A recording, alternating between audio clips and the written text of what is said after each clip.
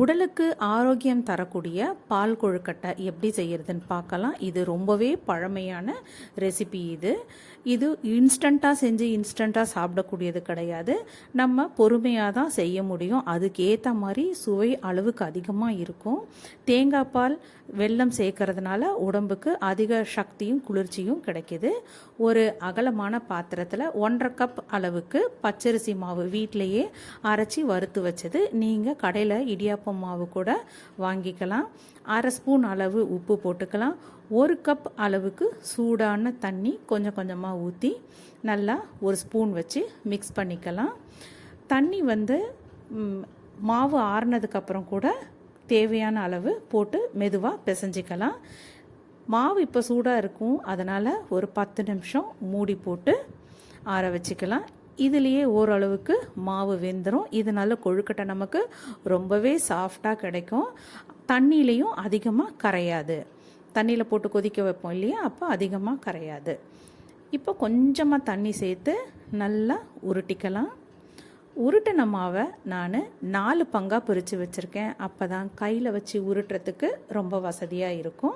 இந்த பாருங்கள், இந்த மாதிரி கையில் ஒட்டாத அளவுக்கு நம்ம உருட்டிக்கணும். 4 பங்காக பிரித்து வச்சுருக்கேன். சின்ன சின்ன உருண்டையாக உருட்டும் போது நம்ம சாப்பிட்றதுக்கு ரொம்பவே டேஸ்ட்டாக இருக்கும். பாதி மாவு உருண்டை வடிவத்துலேயும் பாதி மாவு நீல வாக்குலேயும் உருட்டிக்கலாம். இது எப்போவுமே நைட்டு தான் செய்வோம். அதனால் நமக்கு நைட்டு டின்னர் முடித்ததுக்கப்புறம் இந்த மாதிரி உருட்டுறதுக்கு நமக்கு பொறுமையாகவும் செய்யலாம், டைமும் கிடைக்கும். இந்த மாதிரி உருட்டி வச்சுட்டு ஒரு கனமான பாத்திரத்தில் 3 கப் தண்ணி அளவு கொதிக்க வச்சுக்கலாம்.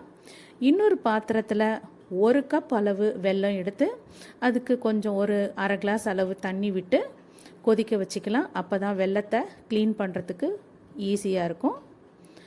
இப்போது நல்ல தண்ணி கொதிச்சதுக்கப்புறம் உருட்டி வச்ச கொழுக்கட்டையை ஒரு 1/4 வாசி போடலாம்.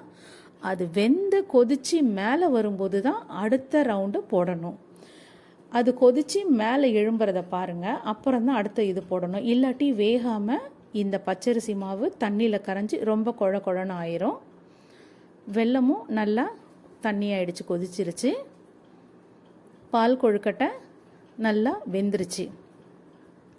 ஒரு 1/2 ஸ்பூன் 1/2 சிட்டிக்கு அளவு உப்பு போட்டுக்கலாம். இப்போது நல்லா வெந்த கொழுக்கட்டையில் வெல்லத்தை வடிச்சிக்கலாம். வெல்லம் போட்டு கொஞ்ச நேரம் கொதிக்க வச்சிடலாம். வெல்லப்பாகு ஊற்றுனதுக்கப்புறம் நல்லா கொதிக்க விட்டுடலாம். கொஞ்ச நேரம் அந்த பாகில் கொதிக்கட்டும். அதுக்கப்புறம் ஸ்டவ் ஆஃப் பண்ணிவிட்டு கொஞ்ச நேரம் ஆவி போனதுக்கப்புறம் மூடி போட்டு வச்சிடலாம். மறுநாள் காலையில் நம்ம சாப்பிட்றதுக்கு முன்னாடி 1/2 தேங்காயில் பால் எடுத்துக்கிறேன். பால் எடுத்துட்டு ஸ்டவ்வை ஆன் பண்ணி கொழுக்கட்டை வெள்ளைப்பாகில் ஊறின கொழுக்கட்டை நல்லா கொதிக்கட்டும். கொதித்த உடனேயே நம்ம எடுத்து வச்ச தேங்காய் பால் விட்டுடணும். தேங்காய் பால் விட்டதுக்கப்புறம் ரொம்ப நேரம் கொதிக்கக்கூடாது. கொஞ்சம் ஒரு கொதி வந்த உடனே ஆஃப் பண்ணிடணும். இல்லைன்னா தேங்காய் பாலில் இருக்க சத்துக்கள் நமக்கு முழுமையாக கிடைக்காது.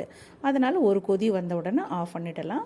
வேணும்னா இந்த மாதிரி கொஞ்சம் தேங்காய் துருவி போட்டு நம்ம இதை சாப்பிடலாம். இல்லைன்னா அப்படியேவும் சாப்பிடலாம். ரொம்பவே சுவையாக இருக்கும். ஒரு தடவை செஞ்சு சாப்பிட்டு பாருங்கள், என்ஜாய் பண்ணுங்கள், எப்படி இருக்குன்னு சொல்லுங்கள். இந்த மாதிரி பாரம்பரிய ரெசிபிக்கு நம்மளோட சேனலை சப்ஸ்கிரைப் பண்ணுங்கள், ஷேர் பண்ணுங்கள்.